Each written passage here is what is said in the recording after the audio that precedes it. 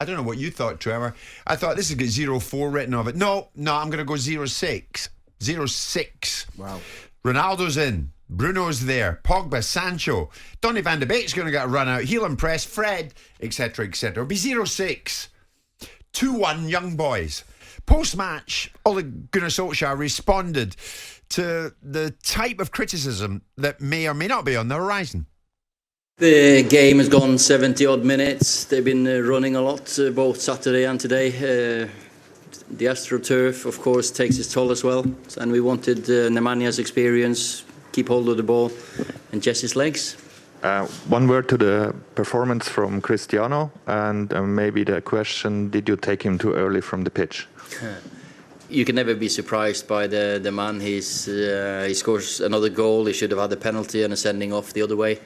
And he pounced on that mistake, and he's exceptional. But we have to look after him as well, and it felt like the right moment to take him off.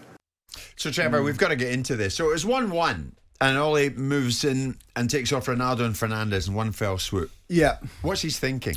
Well, I can understand Ronaldo, because he would have probably be getting in the red zone. 36 years old, played 90 minutes against Newcastle, played superbly well against Newcastle, but you've got to protect him from himself a little bit.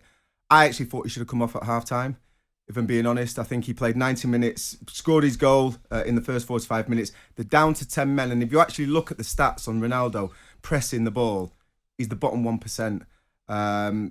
Edison Cavani would have been great because he presses 15.5 times per game. He's 64%. I think he brought the right player on, Jesse Lingard, who's 88%.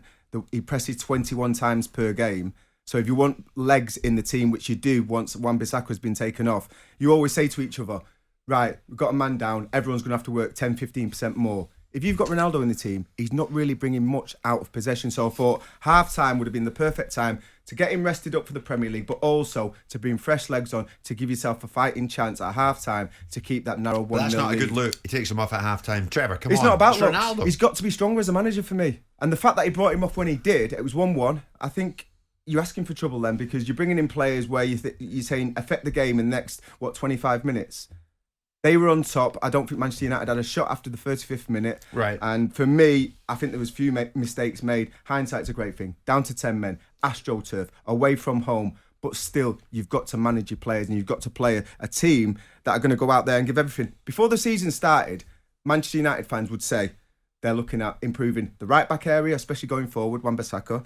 They're looking at a central defender. They've got him. They didn't bother playing him. So what does that say about what they thought about young boys?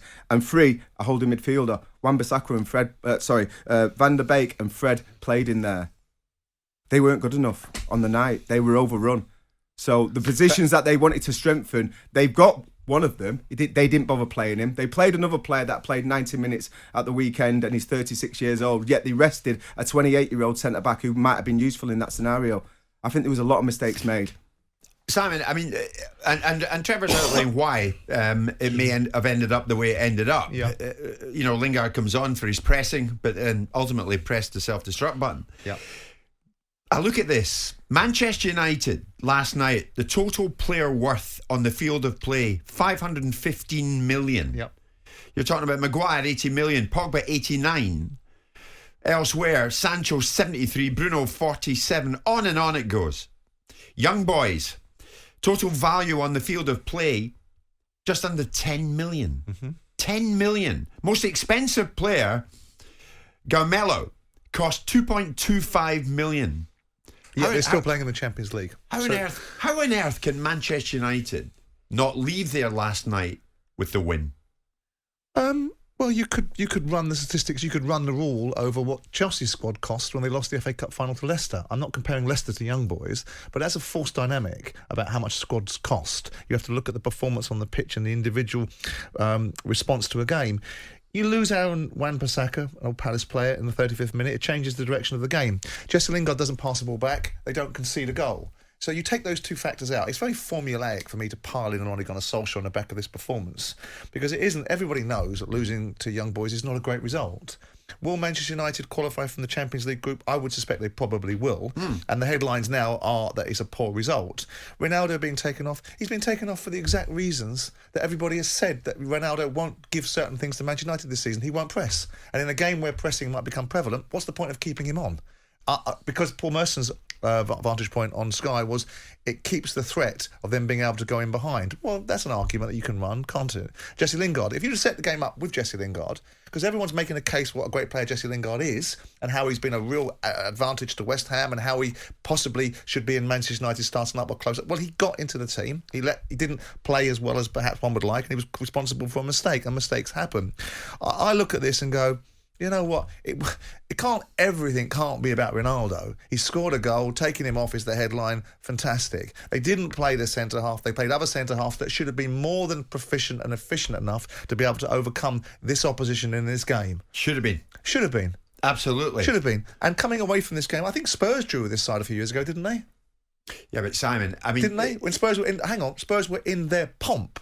Spurs were doing very well and a very settled side. They drew with this side. This group of players aren't mugs, young boys. They're in the Champions League. They're not mugs. I agree. So losing the game is the headline, but the manner in which they've lost it can't just be a pile-on to Ole Gunnar Solskjær. But is this not a massive wake-up call for Solskjær and United? I think it's great. Do you know what? You're not going to get it your own way, so don't think for a moment you will. Okay, but who said they were going to? Which one of the Manchester United fans? I mean, the media have made this into a Ronaldo circus. Have the United fans turned around and said, that's the missing part of the jigsaw, we're going to storm through Europe. Yes, they have, We're going to stop. I don't think they have. Of course they have. I think they were all interviewed last Friday night before the Newcastle game saying, we can do whatever we like now, we can win this, that and the next. I think they've reacted to the hysteria. You're not going to blame the media. Please tell me you're not going to blame the media. It's not about blaming. It's about framing a conversation. Just because you frame a conversation doesn't mean you blame somebody, does it? I'm talking about the hysteria about Ronaldo and about his landing on the shores and what it means. Because all we've heard from dawn till dusk since the moment he signed for Manchester United is Ronaldo. And I think it's a great thing that United have had a little bit of a pull up because they aren't playing well. They were lucky against Wolves. You know, at times Newcastle gave them a real headache. So they've got a few questions and a few square pegs in round holes right now. And I think actually Ole Gunnar Solskjær, in some sort of perverse way, will take some solace from this because it will give him a different set of thoughts to be able to manifest itself rather than being carried away with unnecessary hyperbole. Yeah. I mean, the statistic, Simon, I'm surprised that you're not bristling to get at the microphone more this morning. United have lost 7 of their 11 Champions League matches under Ole. Ironic that he got the job on the back of a Champions League win, then, isn't it? By beating PSG. Ironic, isn't it? That is a figure that beggars belief. Yeah, it's a poor. Under Ole, they've lost 7 of 11. Yeah, it's a poor record for Manchester United, and obviously under Ole. I would say there's a couple of things that have perplexed me as well. When you look at Jadon Sancho, I mean, I think it's quite obvious he's found it very difficult since he's got to Manchester United. We've not seen the Jadon Sancho that we've seen creating goals, scoring goals for Borussia Dortmund. One of the main reasons for me is he's better on the left. His stats show that he scores or creates a goal 1.25 goals per game playing on the left. Yeah. Playing on the right, it's 1.02. It's almost 25%. Can I just ask the question on these stats, and they make an argument. They're the beginning of a conversation, not the end of a conversation. When you lose to PSG, you lose to Leipzig, you lose to Barcelona twice, and you lose to PSG of 5 of those 7 games, do you look at yourself and go, oh, we're a shocking side, we shouldn't be losing to PSG, we shouldn't be losing to Barcelona? 100%. So when you isolate it, 7 games out of 11 they've lost, what a dreadful record. When you look at who they've lost to, with the exception of young boys perhaps, and this other side whose name I can't pronounce, Basikir, then you look at it and say, well, actually, these are games that you could reasonably expect Manchester United or any of the Champions League sides to lose in. Yeah, but this is Manchester United, who you repeatedly say is the biggest club in the world. But this is a Manchester United that's employed Ole Gunnar Solskjær for 4 years with no mandate to win anything in the first 3 years. This is Manchester United that haven't won the Premier League for 8 years. So what Man United are we talking about? The argument I consistently advance is if you want to be the best in class, you put the best in charge. And if the argument is the best in charge is Ole Gunnar Solskjær, then that's a different... What's the question? Yeah, and another thing is, you've got Varane. If he's fit enough to be on the bench, so he's fit enough to play. Yeah. Okay, so you brought him in to shore it up at the back. You're playing away from home. You rest him, who's 28 years old, and you play Ronaldo. I don't understand. It's Yeah, it's almost a strange like logic. it's got to be one rule for all, or I don't know where you're starting. As a manager. So for me, We've made Ronaldo a complete unique case, haven't we? We have. Ronaldo is beyond. We have. He And is actually, going to do I think he everything he needs- wants Oh to do. yeah, I I mean, think- there's almost an expectation. Play Ronaldo against young boys, he'll beat them.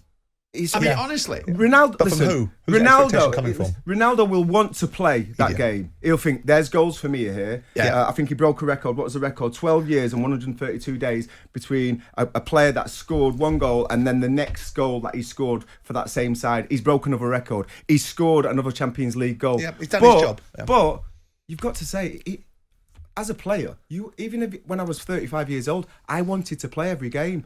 Your manager's got to protect you from But that. by the same token, do you not think that maybe because he wants to get some games into his legs, because he's had a disrupted pre-season, that maybe that giving him a run out against young boys was considered to be getting some games into his legs without the duress of being really strong opposition? I'm just Well, not I tell sure. you what, 3 days later after Newcastle's 90 minutes, I'm just not sure playing anything over 45 minutes was worth it. Yeah, possibly.